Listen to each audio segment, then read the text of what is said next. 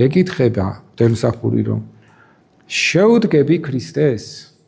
აქ უკვე ახალი აღთქმა იდება. ერთი აღთქმა ხო იყო ბოროტებაზე, ზურგის შეკცევა და ცოდვაზე და ყოველგვარ ვნებებზე. ახლა მეორე სხვა აღთქმა მოდის. ქრისტეს თუ შეუდგები შენ, კარგი, ეშმაკისთვის ზურგის შეკცევა გინდა, მაგრამ ქრისტეს სადმი მსახურებისათვის მზად ხარ, თავდადებული მსახურებისათვის? და სამგზის გეკითხება ამას და ჩვენ სამგზის პასუხობთ. შეუდგები ქრისტეს. ეს მხოლოდ და მხოლოდ სიტყვიერი და ნებელობითი მონაწილეობა არის და გამოთქმა არის იმ პირობისა და აღთქმის დადება არის, რასაც მოსდევს წყალში შთაფლა, ზეთის ცხება, მირონცხება.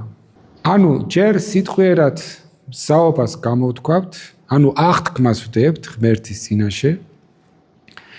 ახლა უკვე ღმერთი ერევა ამ მსახურებაში, ამ საიდუმლოში და